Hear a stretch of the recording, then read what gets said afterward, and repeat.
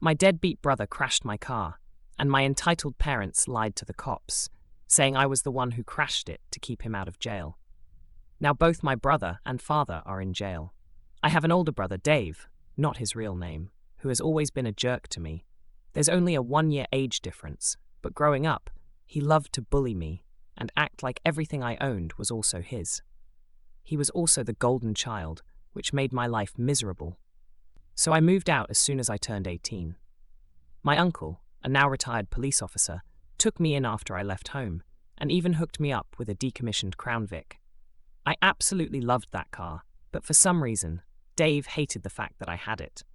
He had already run 3 beaters into the ground, and after he crashed his 3rd car into a pole, he asked to borrow mine. I had a bad feeling and told him no. He called me entitled, saying he needed a car for work, but I told him to take the bus because I knew how he drove, and there was no way I was letting him touch my Crown Vic. My parents then called, pressuring me to lend him the car. I still refused, telling them that I relied on the car for my own job and wasn't about to hand it over to him. My uncle, proud of me for standing my ground, gave me a high five. A few days later, after I got off work, I noticed my car wasn't where I'd parked it. I immediately called Dave, but he didn't answer. I then called my parents, asking if Dave had taken my car. At first, they denied it, but when I threatened to call the police, they finally admitted that Dave had borrowed it. I told them he better return it immediately, or I'd get the cops involved. They called me a jerk, but then phoned Dave to bring the car back. He eventually showed up. I parked my car, and 20 minutes later, confronted him about how he managed to steal it. He showed me a set of police Crown Vic keys he had bought online, some of which were universal. I warned him that if he ever took my car again, I'd have him arrested. Then, he had the nerve to ask for a ride home. I told him he could walk since he made me wait in the December cold after stealing my car. He called me a jerk just before I drove away. After that, my uncle installed a tracking device in the car. On Christmas Day, while I was celebrating with my family as usual, the roads were icy, so I had to drive carefully. By now, you probably have an idea about the title. Yes, Dave borrowed my car again during the Christmas party. He thought he could pick up a friend without me noticing, but I did. When I looked out the front window and saw my car was gone, I pulled up the tracking app and saw he was a few miles away. I called his cell to confront him, and everyone at the party noticed, asking what was happening. I explained that Dave had stolen my car again, and my uncle confirmed it wasn't the first time. Dave told me to screw off over the phone and said he'd be back soon. I warned him not to have been drinking, but he just hung up. As I monitored the tracker, the dot suddenly stopped moving. Soon after, we received a frantic call from Dave asking for help. He had crashed the car because he couldn't handle the icy roads and wasn't used to a rear-wheel drive vehicle. We all piled into my parents' minivan and followed the tracker until we found Dave by the roadside, with my Crown Vic stuck nose-deep in a snow-filled ditch. My uncle was furious, since it was previously a car for his department, and I was incredibly angry at Dave for stealing my car again. My parents suggested letting it go, but I declared that enough was enough and decided to call the police. Dave begged me not to. My parents told me not to involve the police because Dave had been drinking before driving and would get a DUI. I told them he was going to pay for the damage to my car, or I'd sue him. As luck would have it, the police were already aware of the accident. Someone else had reported it, and they were on their way to check the scene. When they arrived, my parents tried to claim that I had been the one driving, and that they were just there to help me. I immediately told the cops that wasn't true, and my uncle backed me up. One of the officers recognized my uncle, and they had a quick conversation before heading over to Dave. The police asked for Dave's license, and that's when I found out it was suspended from his previous crash. They also gave him a breathalyzer, which confirmed he'd been drinking. Dave ended up in handcuffs, while my mom was crying and begging the police not to take him away. The officer warned my parents that they could also be arrested for lying to the police, which quickly shut them up. My uncle and I were given a ride home by my parents, who said very little during the entire drive. Once we were out of the car, They sped away so fast they nearly lost control. Dave was released from jail the next day, looking terrified and close to tears. Apparently, the cops had scared him pretty badly, talking about the things they'd seen in prison. Dave was so frightened that he wet himself and had to take a shower while in custody. My uncle couldn't stop laughing as he revealed that his friends in the department had decided not to file the DUI charge, only the one for driving on a suspended license, which came with a $600 fine.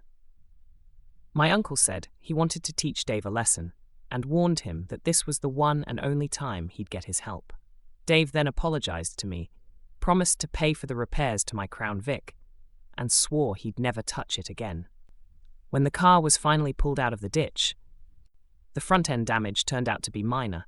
It just needs a new bumper, headlight, and grille. The damage was purely superficial. Thankfully, my parents mostly overlooked the entire incident and acted like it never happened.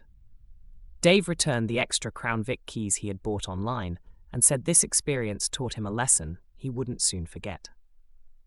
Update 1. This is an update to my previous post, and everything happened yesterday. My brother promised to cover the costs for the damage to my car, and he kept that promise.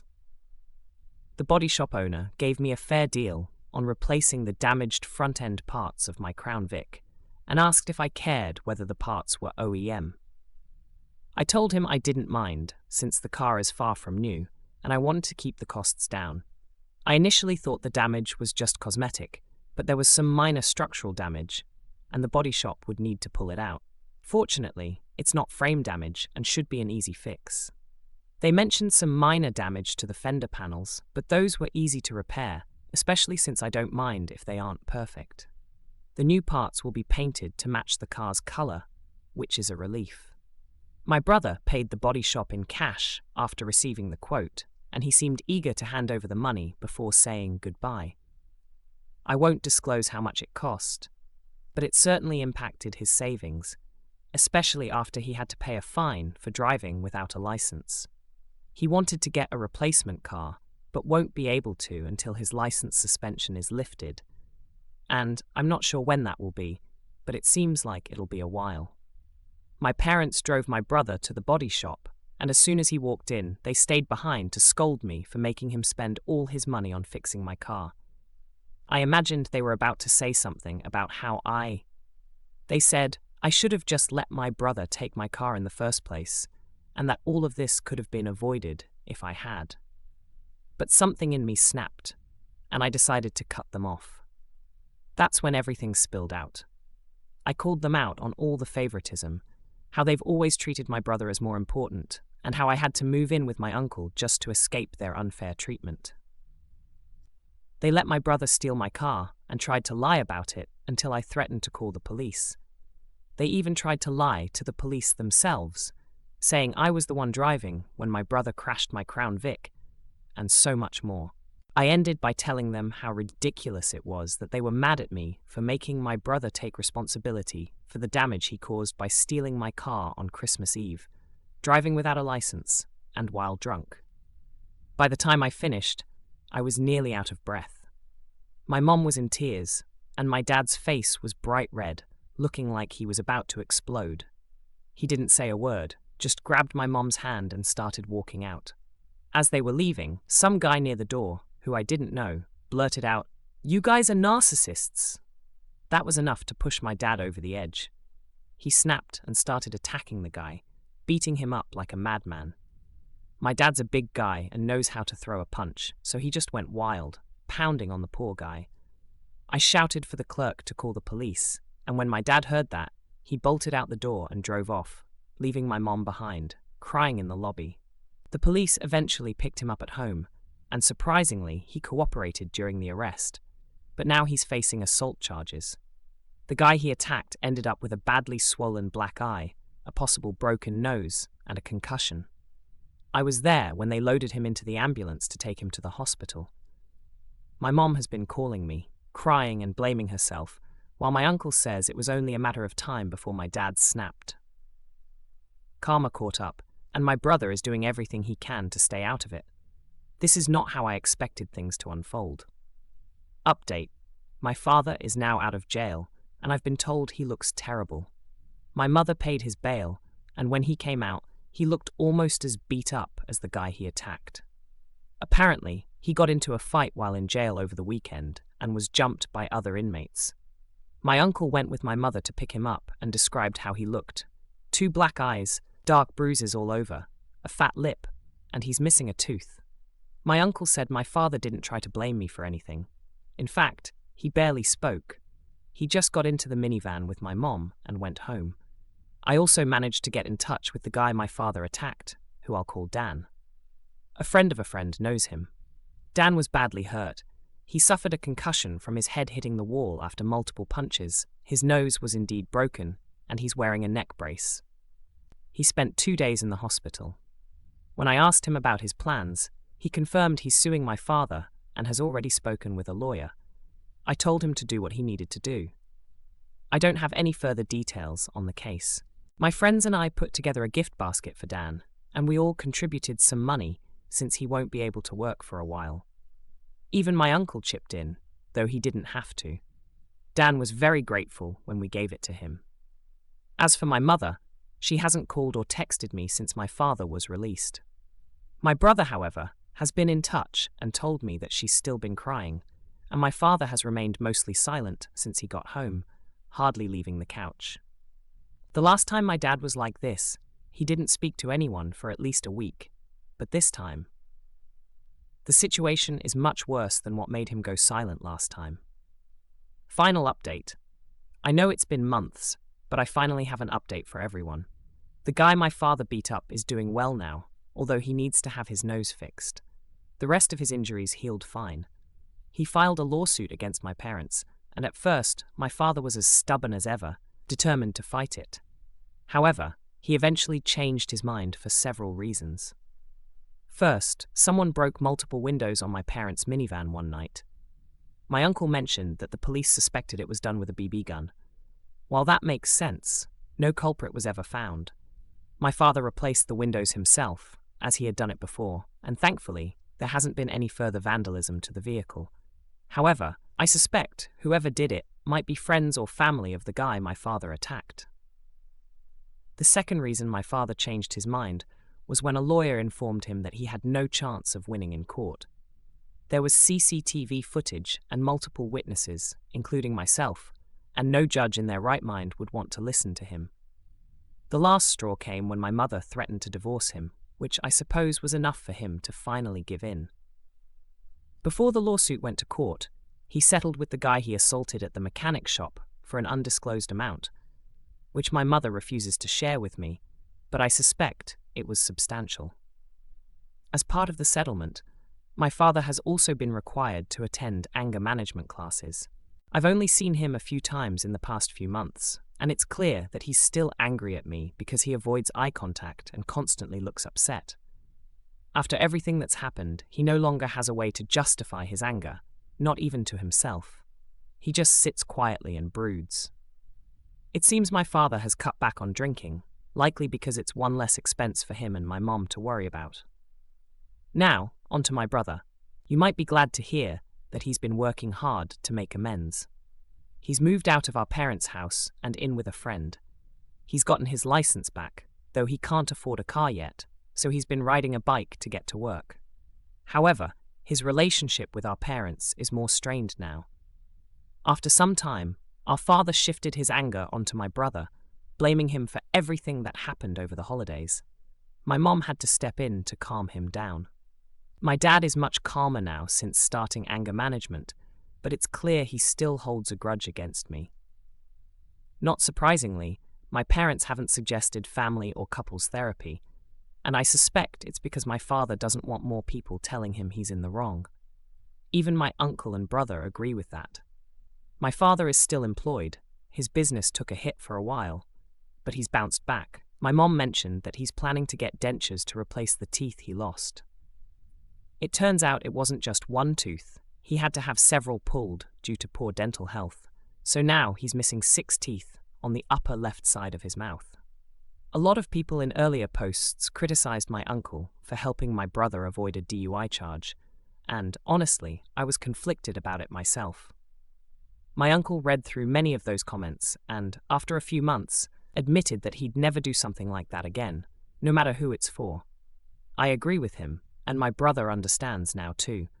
No one will expect my uncle to fix things if they get arrested in the future. So, that's my final update, everyone. See you all later. P.S. Yes, my car is doing fine. It's got a tracker and a kill switch now, and there have been no mechanical issues since it was repaired. Editor's note: this story might be fictional. Some people may think this story is too convenient to be true, but I'll continue updating as the original poster shares more. Second story. My irresponsible husband abandoned our toddler and baby on a busy road, and they were almost seriously hurt. Now he's having a meltdown, begging for forgiveness. What should I do? Hey Reddit, I need to get this off my chest because I'm still shaking. I'm 25, and I've been with my husband, 30, since 2018. We have a 3-year-old daughter and a newborn son, and tonight things almost took a tragic turn. My husband has always struggled with paying attention, but I never imagined it would come to this. Our neighborhood is oddly designed, with cars speeding by at dangerous rates at all hours. I was folding clothes when I suddenly heard our toddler scream, "Dad, help!" The panic in her voice made me drop everything and sprint outside. What I saw made my heart stop, our newborn in his stroller, rolling toward the busy street. I screamed and ran as fast as I could, barely managing to stop the stroller in time. My daughter had scratches on her hands and knees from falling while trying to chase after her baby brother. My heart was racing as I picked up my son, scanning for my husband. He wasn't paying attention. He was casually chatting with neighbors, completely unaware of the danger.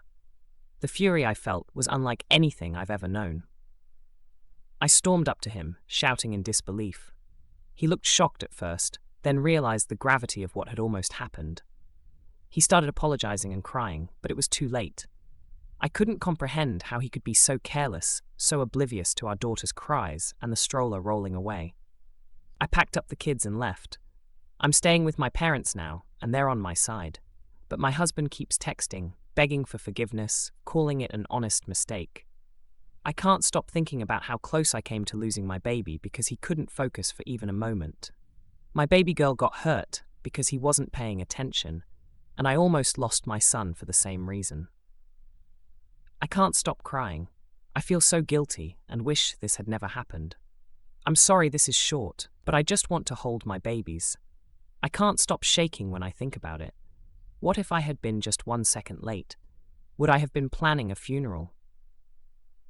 The reason I left the house instead of him was that I hated that place. I don't feel it's safe for the kids with all the traffic, and I was right.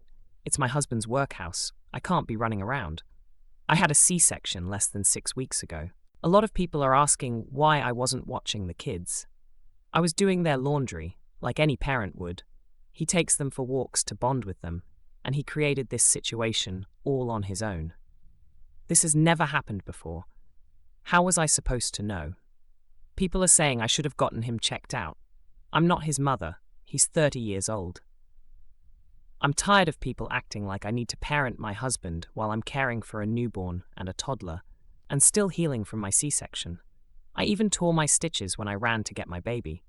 I don't care if he has ADHD. The court wouldn't care either.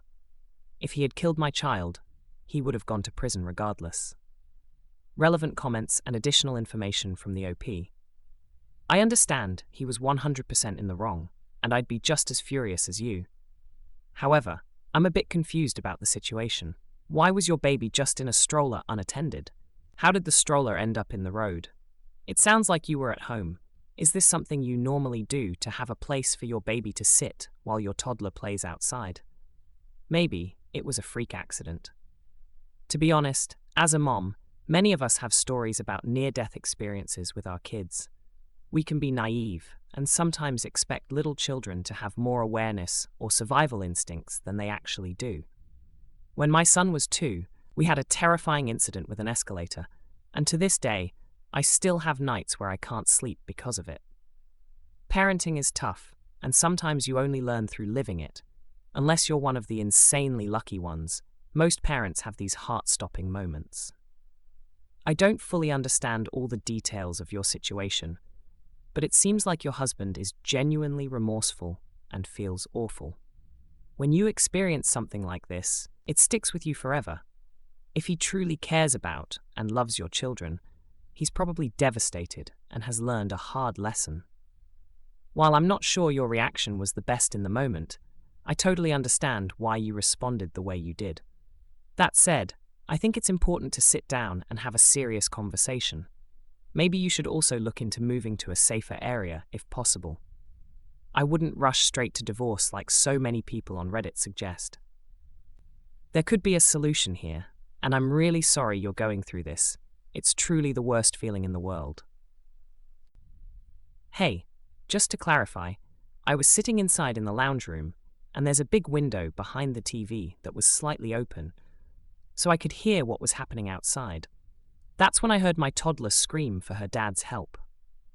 When I got outside, he was standing on the neighbor's driveway. I think he must have left the baby on the road because there's no other way the stroller could have rolled away like that. My toddler had been playing with the neighbor's cat, but noticed her brother rolling towards the street. When I confronted my husband, he just kept stuttering and couldn't really explain what happened. I still don't know exactly what happened. I'm not sure if he forgot to put the brakes on the stroller or if the wind blew it away. I just don't know. My neighbor reached out and offered to share the security footage since his wife is completely on my side, so I'll likely find out once it's sent to me. I want to acknowledge that this is a horrific situation, but saying I don't care if it was his ADHD won't fix anything and will probably only make things worse. Thinking about it as if he intentionally tried to harm our child isn't helpful either. With ADHD, individuals often don't register things like this at all. In fact, the life expectancy for those of us with ADHD can be significantly lower because many of us accidentally put ourselves in danger. This isn't just carelessness. A deeper understanding of ADHD can help everyone be safer. Knowing how my ADHD functions and using precautions that align with my brain's needs has likely saved my life. It's important to communicate what you need from him, which may involve him managing his ADHD better, whether through medication or alternative methods. You might also consider asking him not to take the kids outside without you, especially in your front yard. Additionally, neither he nor the neighbor seemed to notice, but you heard your child from inside. Something feels off here. Were your neighbors just watching the stroller roll into the street? Was your husband on the other side of the house where he couldn't see the stroller? Were you already heading outside as this was happening? I'm trying to understand what was going on and why neither your husband nor your neighbor noticed while you did from inside. Your husband is usually incredibly quick to respond in emergencies, so this is particularly concerning. I'm not suggesting you're leaving anything out, but it's worth considering what your husband and the neighbor were doing at the time, as it seems strange that neither noticed what was happening. This is a horrible situation. I once lost a pet due to someone's inattention related to ADHD, but I can't imagine losing or almost losing a child. That's why I'm waiting for the footage. It just doesn't add up. To explain my home a bit, there's a large window in the lounge room that was slightly open, which allowed me to hear what was happening outside. The neighbor's house is 2 houses away, and we're at the end of the street, close to the main road. When you first walk into my house, the lounge is on the left and the kitchen is on the right.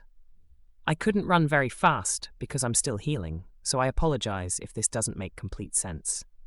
When I dashed outside, the neighbor's wife was trying to get to the stroller, but was still quite far away, while the neighbor was helping my little girl off the road. That's all I saw. I'm just waiting for a response from them.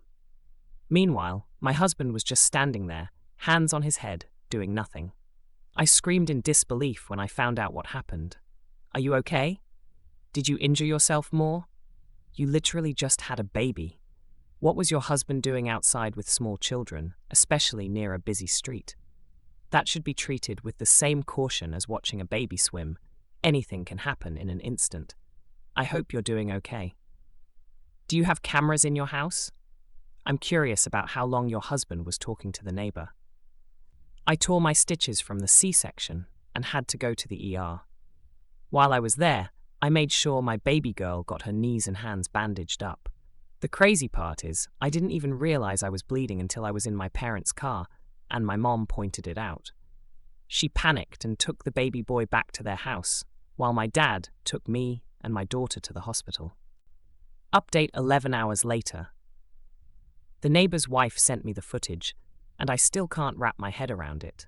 It turns out my husband was... I was walking with the stroller while my toddler was ahead of us as we passed my neighbor's house. My neighbor was outside washing his car, and my toddler spotted his pet cat and stopped to pet it. My husband also stopped, leaving the baby on the road without even locking the stroller's wheels. He walked all the way up the driveway without looking back at the baby, turning his back for about 5 minutes before the stroller suddenly started moving. I think it might have been because the road is on a hill, or perhaps the wind pushed it. My toddler never approached the stroller, but then it began rolling down the road, and my daughter started screaming and running after it when she saw what was happening. The neighbor noticed and ran after her, but when she tripped, he tried to pick her up. That's when the neighbor's wife drove into view, stopped, and ran back toward where the stroller was heading. After that, everything went out of frame, but you could hear all the chaos. Throughout this, my husband just stood there with his hand on his head and a blank stare.